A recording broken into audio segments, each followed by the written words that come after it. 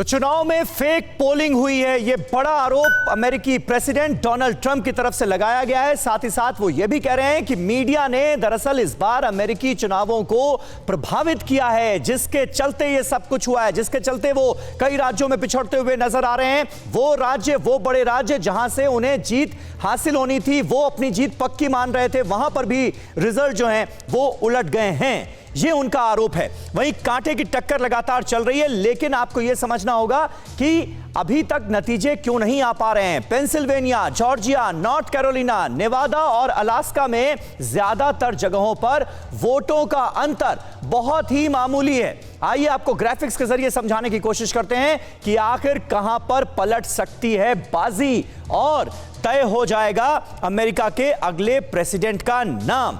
यह देखिए, पेंसिल्वेनिया की जो स्थिति है उस पर नजर डालना जरूरी है, क्योंकि यहां पर चल रही है कांटे की टक्कर। जो बाइडेन के पक्ष में 48.5% वोट पड़े हैं, जबकि डोनाल्ड ट्रंप के खाते में 50.3% वोट पड़े हैं। यानी पेंसिल्वेनिया में जो मौजूदा स्थिति है उसमें डोनाल्ड ट्रंप का पलड़ा भारी नजर आता है।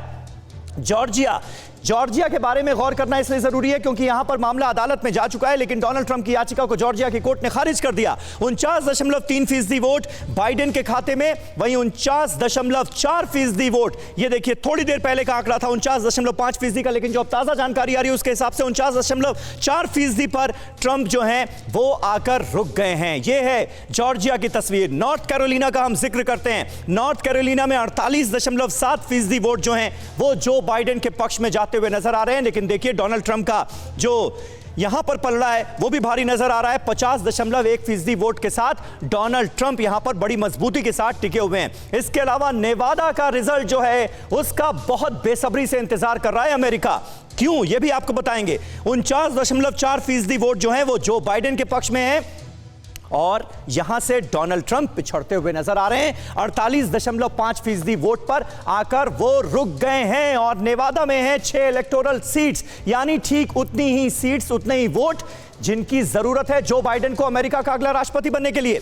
अलास्का का रुख करते हैं। अलास्का में 33.5% वोट जो बाइडेन के पक्ष में पड़े हैं, लेकिन अलास्का में बहुत ज्यादा पलड़ा भारी है डोनाल्ड ट्रंप का, लेकिन यहां पर इलेक्टोरल वोट्स की संख्या कम है, इसलिए अलास्का के नतीजे बहुत ज्यादा प्रभाव डालने वाले हैं नहीं। कुल मिलाकर ये वो तमाम राज्य हैं जहां पर अभी भी काउंटिंग जारी है और इसी वजह से अभी तक नतीजों का ऐलान नहीं हो पाया है। नहीं पता चल पा रहा है कि किस वक्त लगेगी मुहर अमेरिका के अगले प्रेसिडेंट के नेम पर।